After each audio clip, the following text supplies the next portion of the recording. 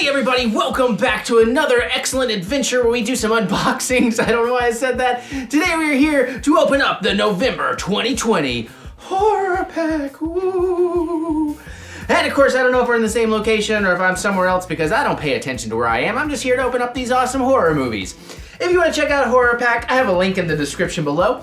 I believe it gets you some kind of discount at checkout. And basically the way they work is once a month they're going to send you a pack of 4, sometimes more, horror films on your choice of either DVD or Blu Ray. And I do think both those packs get some different things sometimes. And one of those is always going to be an exclusive that you can only get on that media at the time of the release and nowhere else. Now, it's pretty awesome. I have been enjoying them like crazy, because one of the things I really like about this is I have a huge movie collection.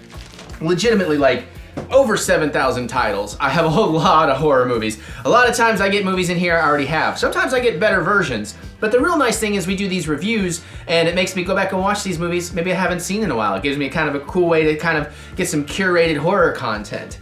But we're gonna jump in here today, we're gonna see what we do, and I guess I'm gonna try the new thing. Well, no, I don't know if I want to put the trailer. I think we'll keep putting the trailers over the descriptions of the movies. Maybe I'll just cut some trailers short. I don't know. Anyways, Mary tends to show up and hopefully review at least one of the films with me. But let's get started, and let's see what the first movie of the month is for November. First up, okay, I do not have this one. The first thing we have today is, cool, the remake of Flatliners. So, I guess I should show this off to you. Now, I like the original. I'm thinking of Jacob's Ladder. But I do like the original. I don't know that I'm gonna like this remake very much, but I'm certainly interested to try it. And what's awesome too is that we got a Elliot Page in this, so that's very, very cool. And I like this cover. So there you go, that's kind of what everything looks like. But now, we will cut to the trailer. 5 medical students obsessed by the mystery of what lies beyond the confines of life, embark on a daring and dangerous experiment. By stopping their hearts for short periods of time, each triggers a near-death experience, giving them a first-hand account of the afterlife. But as their experiments become increasingly dangerous, they are each haunted by the sins of their pasts, brought on by the supernatural consequences of trespassing to the other side. Blu Ray exclusives include deleted and extended scenes, reviving a cult classic, making the rounds. Also includes just what the director ordered and the ultimate question. All right, so this is PG-13. I'm starting to think maybe I did actually see this at some point, but I don't think I did. I don't know. It'll be interesting. I'll find out when we get to the review portion of this. So, directed by Niels Arden Oplev? Niles? Okay. Columbia Pictures. Let's see. Flatliners. James Norton. Interesting that that's like the only thing in the credit block after the title, the only actor name.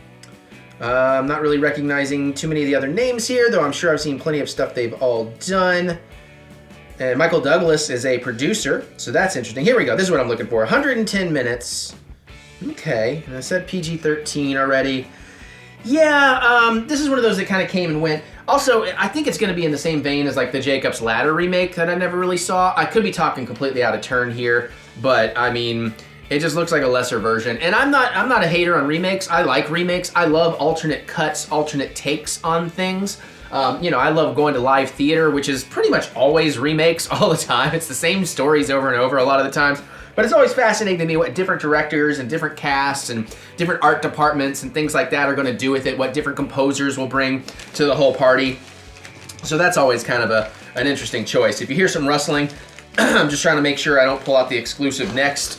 I kind of always have to turn the bag over.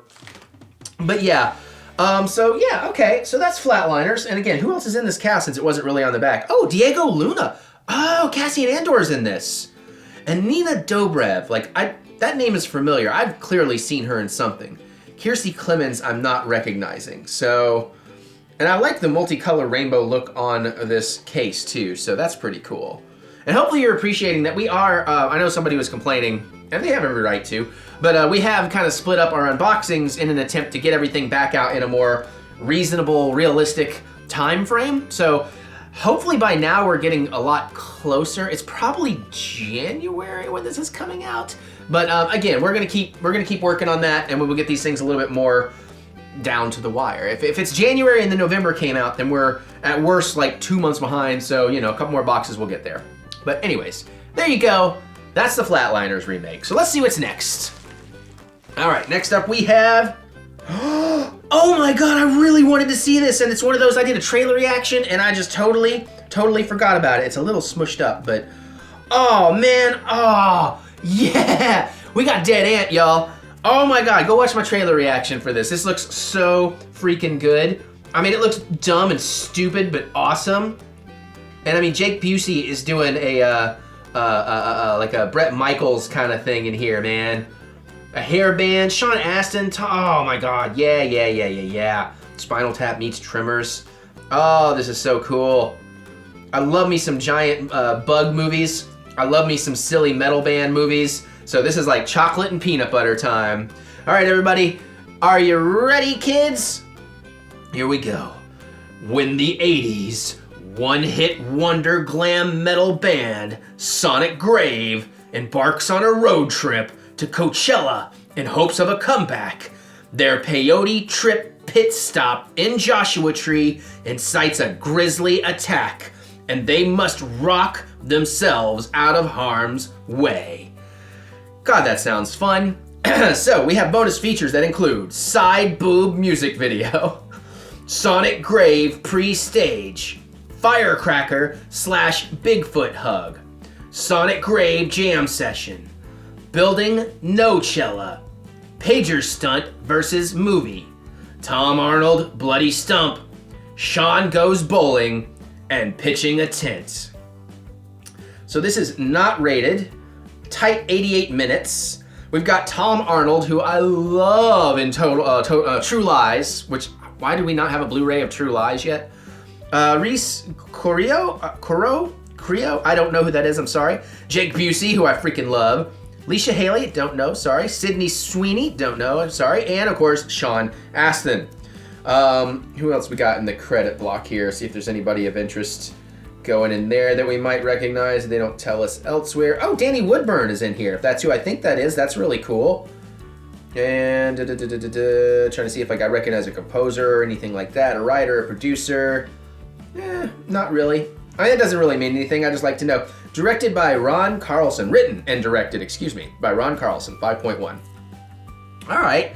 Yeah, but no, seriously, like this looks really good. And as soon as I pulled this out, I obviously got very excited because I just remember, I remember the trailer vividly. And it's definitely one of those things that sadly I had totally forgotten about since I watched. Because that is one of the problems with watching so many trailers and all these movies. I don't have nearly enough time to actually watch everything that looks good. I know about more movies I want to watch than I have time to watch them. And that can be a real bummer. But I'm trying to make sure I don't have that Flatliners while we look here, because I want to make sure if we are 2 for 2, that's really cool. So I'm checking out my My Movies app, Flatliners. And nope, we only have the original Flatliners. And I'm sure I didn't buy Dead Ant and forget about it, I hope. Might as well check while I'm here, right? Oh no, I bought it. Oh, I do have this, but I guess I just never got around to watching it. Oh, well, that'll be something cool to give people someday. Well, still, I'm excited because if nothing else, this is like I said, this triggers me to be like, I must watch it. And if I didn't have 4 other horror pack movies I need to watch for last month's video that you've already seen, I would be excited to watch this one tonight. But horror pack's really nailing it lately. They're really nailing it. All right, that's gotta be enough time because I gotta move on. I'm ready to move on.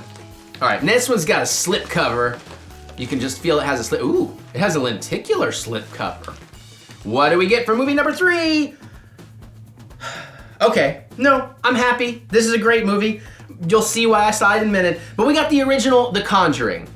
So let me start showing you this off because then I'll tell you about it while we actually read. And I do have the nice slip cover. I do have the digital in there, which is great. DVD copy. I don't know that my copy, that I definitely have, I don't think I have the slip cover.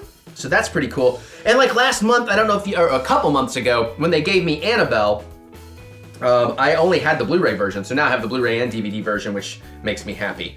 And this is an awesome movie, but I have watched it like 6 months ago, so it's still pretty fresh in my brain. But this is like easily one of the best of the series, so I don't mind rewatching it. But here you go, let's tell you about it. Based on true events, The Conjuring tells the thrilling story of ghost hunters Lorraine and Ed Warren, Vera Farmiga, and Patrick Wilson, who help a family terrorized by an evil spirit in their mysterious farmhouse. Special features: The Conjuring, face to face with terror. Relive the real-life horror as the Perron family comes together to reflect back on the farmhouse they shared with diabolical spirits for nearly a decade. A Life in Demonology. The real demonologists and paranormal experts from The Conjuring take you inside their life's work and into their personal occult cellar, where they keep haunted and unholy relics from their many cases. That actually sounds pretty interesting. I don't know why I didn't watch that before. Scaring the bleep out of you. Director James Wan of Saw and Insidious and many other great things welcomes you into his world and gives an inside look at the secrets that scare the bleep out of moviegoers time and time again. All right, so this is R-rated. It's 112 minutes. There's no real credit block there. We'll look through here and I'll tell you more about things. Of course, New Line Cinema. Ron Livingston is in it. Lily Taylor, they're great in this.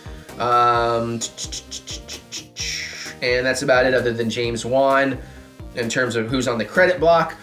But yeah, so again, my sigh, again, it was just like, oh man, I just, like this is still super fresh in my brain. And I like watching things I don't remember, like at least a year out. But this is so good that I'm actually kind of excited to watch it again. So, and what I love about this is he really did kind of reinvent jump scares. None of the jump scares in this are lazy. They are really well earned, really well set up, and really spine-tingling and creepy. The sound design in this is fantastic. I'm giving like a pre-review.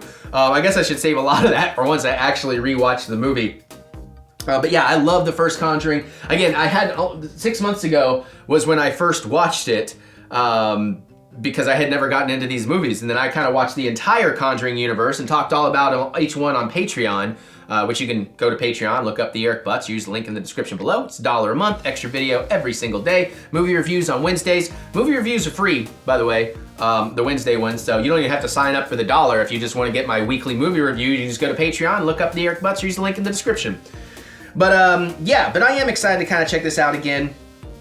And hopefully like Annabelle. Oh, and then I'm very excited for The Conjuring 3, whenever that finally happens too. And now I get to be on the hype train when that does happen. I loved all the Annabelle movies. The Nun was pretty disappointing, but I did dig it, elements of it. What's that, La Llorona? There's a lot I liked about that, but some elements I really didn't. And I guess that's it. There were 3 Annabelle movies, the 2 saw. Okay, so that's pretty much it so far, but I'm certainly looking forward to anything and everything more they want to give us. So far I do have 2 out of, so I'm gonna have half this box, but this might be a better version, and you forced my hand at watching Dead Ant soon, which I appreciate in the best of ways. But now we have the exclusive, which I'm guaranteed at least not to have this version. Oh, what will Mary watch? I guess Mary would watch Dead Ant. I think she would be down for that. So unless this one is something too. And you never know, sometimes she shows up in 2. But let's see what the special edition movie is this month. Bloodline, Terror Has Awakened. Never heard of it. So front cover art looks pretty good. What about the back cover art? Oh, actually, it's not perfect. There's definitely room for improvement. But as far as horror pack cover art, back art goes, this one's pretty good.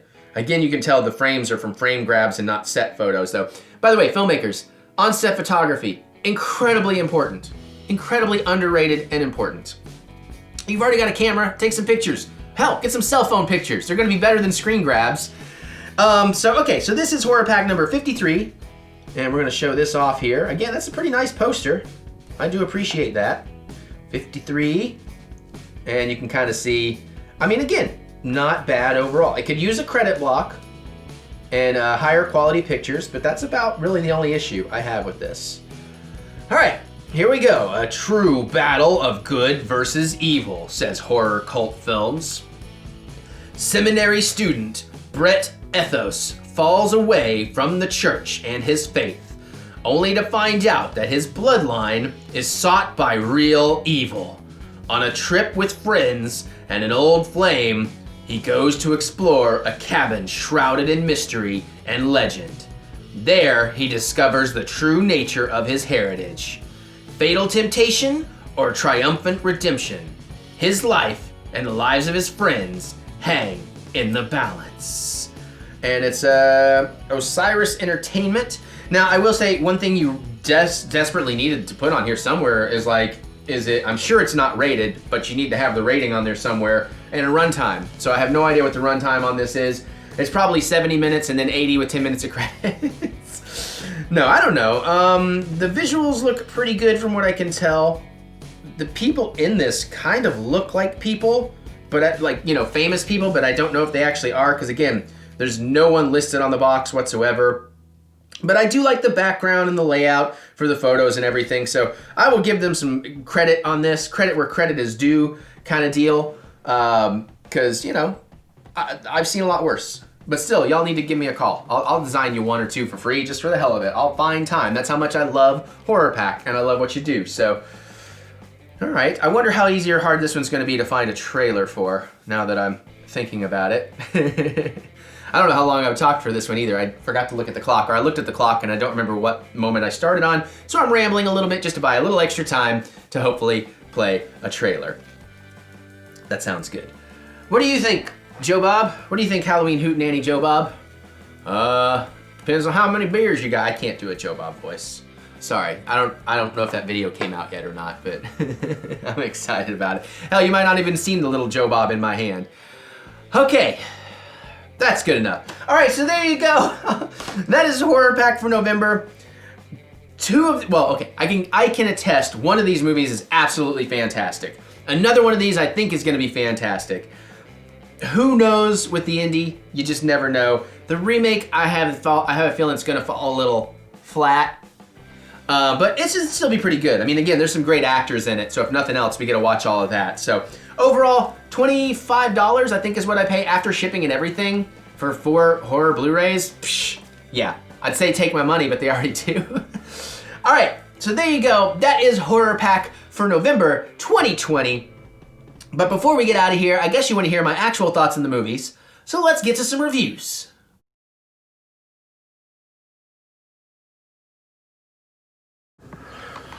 Okay, Flatliners. Let me make the joke everybody makes. My pulse felt like it went flat watching this movie. I remember the basics of the original. I remember liking the original. This is definitely a remake, not a sequel, even though Kiefer Sutherland's in it for some reason. Barely. Clearly shot for one day to be in a few scenes. And he's good. He's commanding when he's in it. Elliot Page is awesome in this. She's probably the best part. He is probably... He or they, or is it they? He, I believe we're going with he. Really is always a joy to watch, as he has very good chemistry and screen charisma. So I appreciate that. All the other characters pretty forgettable. Even Gabe, I guess Cassian Andor. What is his name? Diego Luna. He's really good too, but that's just because I'm a Star Wars nerd. So of course I'm going to enjoy his presence in this. Thing is, it's not very scary. It's cliched, it's predictable. I think my cowlick right here is more entertaining than anything in this film. The good elements of this movie disappear halfway in. The most entertaining part is probably the first 30-minute setup, learning about these kids, their medical students, and kind of their personalities a little bit. Then it gets really boring. The ghostly elements of this, the horror elements of this are not very horrific at all. They could have done more. I think there were a couple of visualizations in the afterlife that were pretty neat, and they did do something different for it for the remake with modern technologies, but they really should have gone a lot further. There should have been more of that. But really, if you're gonna call this a horror film, it needed to have some actual horror, but it's slow, it's dull, it's uninteresting, it's unnecessary. I hate saying that because I hate when people are like, oh, is this remake or this sequel even necessary? It's like, well, nothing is really necessary outside of art itself being necessary. But this one just felt like, what's the point? there seemed to be no real reason. There can be a reason to remake this movie, but in this case, I did not feel that there was a real reason. Like, there wasn't a clear passion from the people making it of, oh, I have this fresh spin on this or whatever. This one did feel a bit more like a cash grab, like some producer saying, what properties do we own? Flatliners. Hey, let's do another one of those. Bang together a script, get a director, one of those kind of deals, instead of somebody being like, you know what, I Flatliners is good, but it's dated, and I have an interesting take. Let me put this take together and let's make this awesome version. So it doesn't feel like it comes from a place of passion of any sort, and maybe it did, but it just didn't come across that way. You know what? I'm rocking the Josh Hartnett. That's what I'm that's what I'm going for.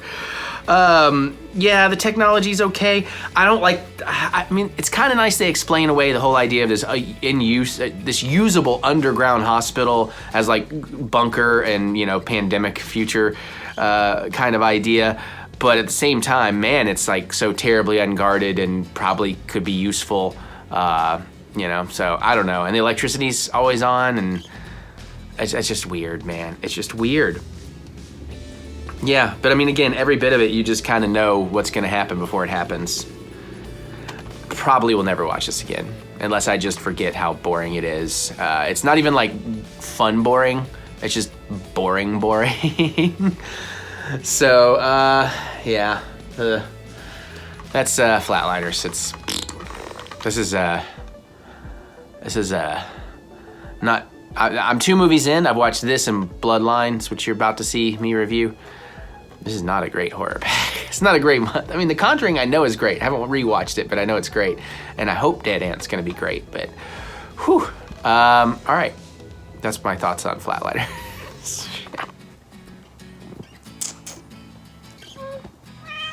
Come on. Oh. Come on, you're still up. Come on. Tabitha. Come on. I know, hi.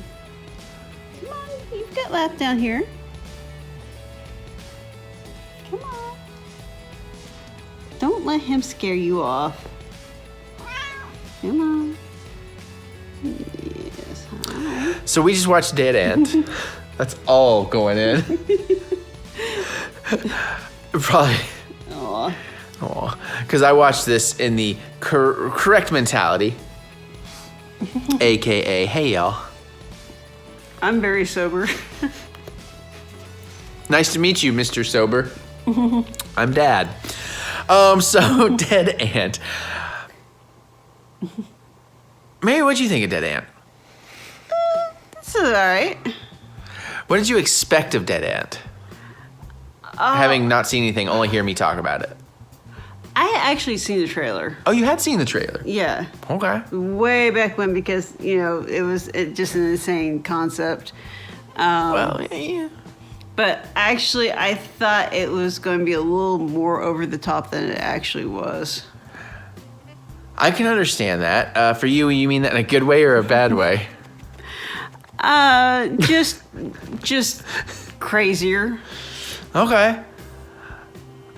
I totally know where you're coming from. For me, it's exactly what I wanted it to be. I was surprised. I mean, like, it takes itself, like she said, maybe not, it's a little bit more serious than you might think, depending on what you're looking for. Mm-hmm. But to me, it's just the perfect amount of serious, because it doesn't take itself seriously. But I can see what you're saying. It doesn't go as bonkers as they could have gone with this premise. But I think they play just the right amount of stuff for ridiculousness and not too much overboard with it. Like, it really feels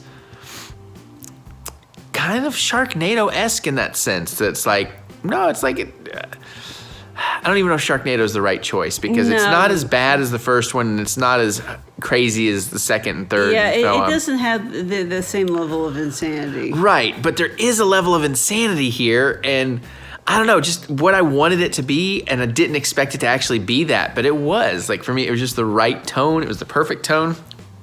Obviously, I've watched it in the perfect mindset for it. I hadn't had too much to drink. I hadn't had too little to drink.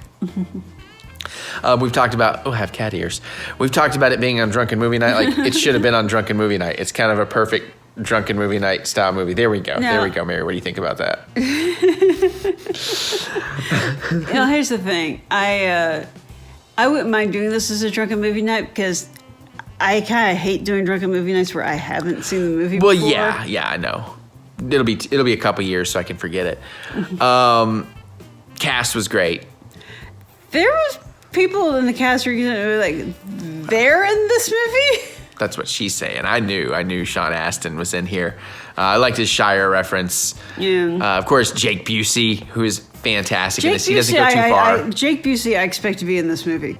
Tom Arnold was also a bit of a surprise. Well, because I was gonna say for the most part, I really loved Tom Arnold in here. I was gonna say there's a time or two you can tell they were definitely ad-libbing some stuff, and those ad-libs for the most part are great. Occasionally, maybe it goes just a tiny bit further than it needs to for the joke. Like it's like, okay, the joke was already funny. It didn't need that extra attempt on it. I can really only think specifically of one time. And that's ad-libbing over setting up the tent. I'm like, okay, I get where you're going. It's funny. You revealed it cute.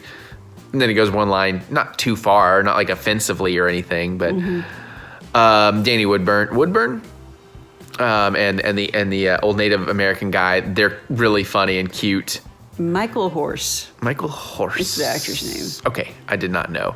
The band feels like a real band. The teen girls were great, especially the joke with the introduction about, oh yeah, you would have met my mom. I won't say more there because I'm trying to keep it no spoilery. And I love the drummer of the band. She was really, for me, giving some Ted Theodore Logan vibes. In her performance. Like, I bet you she studied Ted from Bill and Ted and didn't do like her version of Ted, but definitely took some of those mannerisms and kind of vibes from that character. Not completely, like she's not like, the lovable ignoramus, but I thought that was really good. The CG is perfectly cheesy. Yeah. The CG is like good Sharknado level effects, and it's just right. A little more gruesome than I thought it would be. Yeah. Some legit laugh out loud moments. Hell, there was one line in here, I don't remember what it was, I wouldn't say it for spoilers, but I scared the cats because it sounded like I hissed because the way I laughed, because it just caught me so off guard. Yeah. There's many times they were looking at us like, what are you doing? However, Itty Bit seemed to really like the movie. She spent a good chunk just staring at the screen, so that's cute. She's like, can I play with those? Yeah. I really liked the music in this. I thought the score was really good. There are some versions of some songs in here that, like, I actually want to actively seek out this soundtrack. There's a version of Come On Feel the Noise earlier in this that it sounds like Quiet Riot, but it vocally and everything, but the music it sounds very different. It's like a really almost a groove and bass line going on, and I loved that version. I want it so bad. And then like towards the end, during a big moment in the movie, they do kind of the ending. I think it was Don't Fear the Reaper, right? Like there's an instrumental outro. Yeah. And it's clearly a cover, but it's like really awesome version of that and used beautifully as if it's a piece of score in the film. Yeah, it sounded like it, but not quite. It was a little weird. Well, that's what I'm saying. No, it was definitely meant to be that outro. Somebody covered that outro, but they did it in a way where they were doing it more score-like for the movie. Like, it wasn't like, oh, we changed a note. Like, I mean, the notes, that's what the song is. But I appreciated that quite a bit. There's definitely some oh shit moments in here, too. Even as silly as the movie can be. There was, even when she was like, oh, once or twice. It's like, oh no. I love Jake Busey being Bret Michaels. That was working for me. That was a good look choice. We're watching kind of the menu replay here. Yeah, it's also the curtains in their RV. I have a bandana. That's the exact same material. That was cute. Yeah, just you know what? This was awesome. I enjoyed the hell out of this. I mean, it does turn out I already owned it. So I'm glad I already bought it, but I'm glad Horror Pack reminded me to watch it. And I'm going to watch it many more times again. It's also like 2 a.m., so. Okay. Yeah. If you see the trailer, and the trailer gets you excited at all, you're going to be happy with this movie. I'm also going to point out. Especially a couple drinks in. One other thing. Nope, you don't get to. No, I'm just kidding. All right. One thing, I didn't mention this to you, but what kind of whoever did the makeup and all the tattoos. Oh, okay. I was like, yeah, all the tattoos look way too fresh. Like they all look brand new. I guess if I was looking at that now that you point it out, I could see it. Like I see it across the guy's chest on the menu. Yeah. But it didn't jump out to me in the movie myself. Pager, the Pager, guitarist. yeah. It's just like, look how fresh all that ink looks. And there was a moment early too. Okay, I would not disagree with you now that I'm looking at it, but I didn't catch it. I like to look at tattoos. Oh no, it makes sense. That's why I noticed. I totally understand why you noticed. I was just pointing out why I didn't. But there was one moment very early on when he meets like the young girls in the and they're like, "Oh, you going to the festival?" It's like, "We're playing at the festival." Like the arrogant, like that performance was so fucking real. I've experienced it firsthand, seeing it, and sadly in my younger years probably saying it. But I thought that was such a brilliant little bit of performance art. So that was great. Yeah. But yeah, I enjoyed the hell out of this. I will watch this many, many more times. I'll make Mary watch it at least once more. Maybe I'll be a little drunker. Yeah. All right, that's it. We're good. All right. This was not the special edition, so there's more reviews coming. Here we go. You got any? He doesn't care. You got anything, Tabitha? Oh, glowing endorsement. Any bit? Where's my noms? Yeah, she's ready for dinner or snacks, midnight snacks. All right, here we go. Bye. You want to play the hand clap game? I don't want to play the hand clap game. The Conjuring. Like I said, I saw this 6 months ago-ish. It's like when we were moving into the new house. In that first month, actually, now that I realize, before Mary moved in here, and I was kind of home alone late at night, and I watched all these movies late at night, home alone, with the sound cranked, which is pretty similar to how I watched it now. And full disclosure, I still remember this movie so well, and we now have a Discord server that we've just started really working out the last week or so, and I may have been a little bit distracted with it in this rewatch, but I really remember this movie. It's also late. It's like 2:30 in the morning. But I remember this movie very strongly, and there's so much about this movie that I love. Again, the jump scares, like, I don't like when people just totally shit on jump scares, because they can be an actually incredible thing. They are works of art, but there's something you can achieve cheaply and lazily, which a lot of filmmakers fall more into, or even some of the ones who try, they fail and it feels like they're being lazy or cheap. And then there's these James Wan jump scares. They are like top of the top, cream of the crop, creme de la creme, I guess I'm being redundant, of jump scares. Like, you know they're coming, and it just builds this tension that you just knot up. Like, you're just, might start digging my fingers into my hand, and you know it's coming, but it's just gonna explode. And then it explodes beautifully in unexpected ways that feel motivated and well thought out. And just like, sometimes I get legitimate chills down my spine. Like, I know that's kind of a cliche thing you could say, but like, I really feel it at times, even being distracted, because this movie keeps pulling my attention back in. The cast is phenomenal. The cinematography is phenomenal. Music, sound design, like just literally note for note, it's a pitch perfect movie for the kind of movie it is.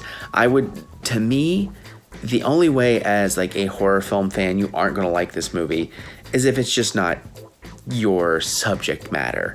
Like, again, I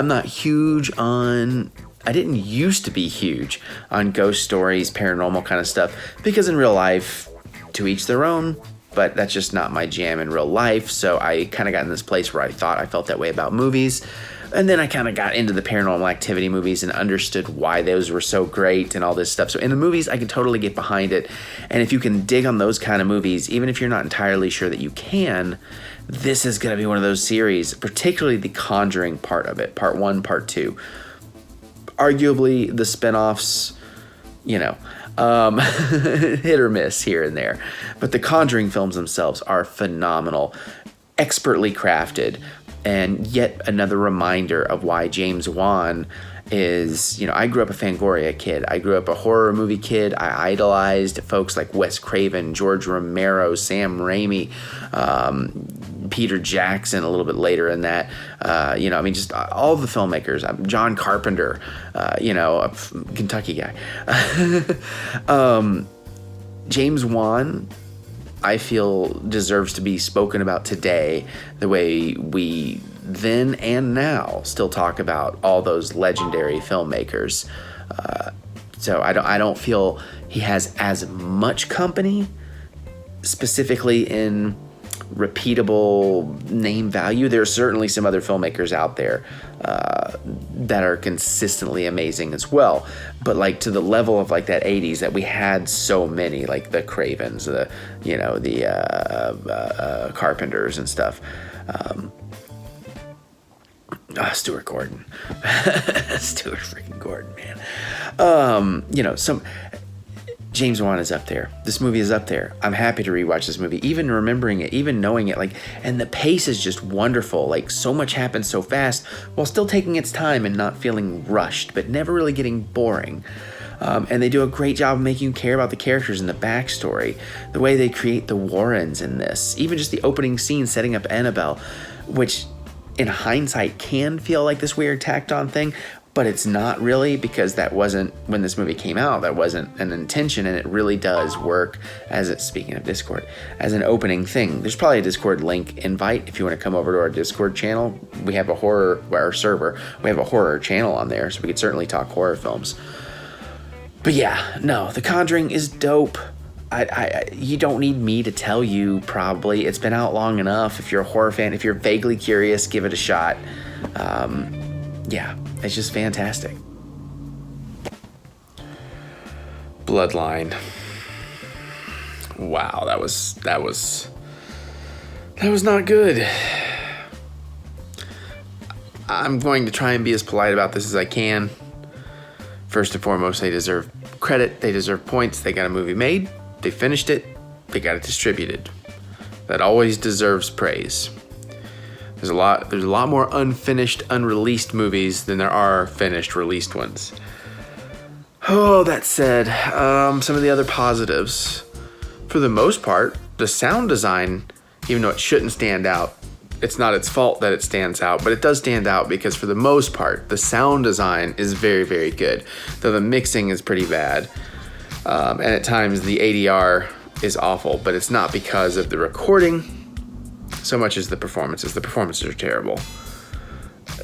Everybody in here is incredibly amateurish and just I don't believe any of it. I don't believe they're feeling any of it. I don't believe they're doing any of it. The movie is boring. It's predictable. It is cliche on top of cliche on top of cliche. It's eye-rolling. There's times when it's like people are hiding out in the cabin and they're being tormented, and it's like, we got to get out of here, and it jump cuts to them running out in the woods somewhere. You never actually see like that physical thing of them leaving the actual cabin, and it's not even a stylistic choice. It's just weird, and there's a lot of things like that. Like, that's just one example. Even early on, you just know immediately. There's a whole opening scene that feels a little cheap. But it's like, okay, I'll try to get past that. It's fine. They're trying to set up what obviously is obviously going to happen, which all obviously does happen. There's kind of a cool slow motion gunshot thing in the beginning, I'll just say. So I'll give him some credit there. But then you meet the main character, who immediately just feels not like a good actor and is boring. And then you meet his super annoying friend, who wants to bring along an even more annoying friend who is like Shelly from Friday the 13th Part 5, but but has confidence and thinks they're actually funny. And you just know. And then you got like the hot chicks and even the location. They get up to like a cabin in the woods. It looks like Evil Dead, and you think maybe that's the route they're gonna go. Sorry for that ding there. That they'll go Evil Dead with it, and even though they kind of lightly do a similar premise in there, there's like no real gore in here. There's a little bit of blood spitting out of mouths, a little bit of stabbing, but it's nothing violent. It's terribly violent. Nothing super gruesome. Nothing super splattery. So you can't get that out of it even. Cinematography is okay. It's not great. It's a little bit flat. Pacing is horrible. You don't even really get to any of the horror stuff till literally in the middle of the movie. I turned on like the time code. I'm like, oh, here we go. We finally have some horror stuff outside of the first like 2 minutes. It's like, oh yeah, 45 minutes in. And it's not like a slow burn. That's all like character setup and getting them there basically, and laying the groundwork for everything you absolutely know is going to happen even before they start laying the groundwork. It's so obvious. I'm sorry. I hope the people who make this don't see me ripping into it, because I don't want to, that's why I never like to be a critic per se, but I'm just explaining how I felt watching this movie. And I went in pretty blind. I didn't watch the trailer yet or anything. It's just like, wow, this is not good. There's some real obvious stuff. Like everything you see is so predictable, and things like and then there's like threads left loose, and then the end is so obvious. Like there's like a savior character in this that shows up late in the game, and then he goes out so awkwardly that you are sure he's coming back but doesn't. Yeah, this is disappointing. I do still love Horror Pack, and I'm sure I'm going to stick with Horror Pack. I'm only saying this because this just tells you how bad I thought this was. And the problem is, it's not awful on every single level bad, where I could like appreciate it like the Amazing Bulk that was awful on every single level. There's some good stuff in, good technique in there, I guess. Not really, maybe kind of. So it makes this worse, but this almost made me want to not subscribe to Horror Pack, and instead of doing Horror Pack, I have a thing on my movies app that I can filter it to just my horror films, and I can shake my phone and it'll randomly pick one. It's like, why don't I just randomly pick 4 movies and review those every month? But if I ever have to give up Horror Pack, I will. And again, I'm not trying to give up Horror Pack. I'm just saying this is the first time I've had a movie that hits me. That's like, I've had worse movies from Horror Pack, but they're memorable or enjoyable in themselves being worse than this.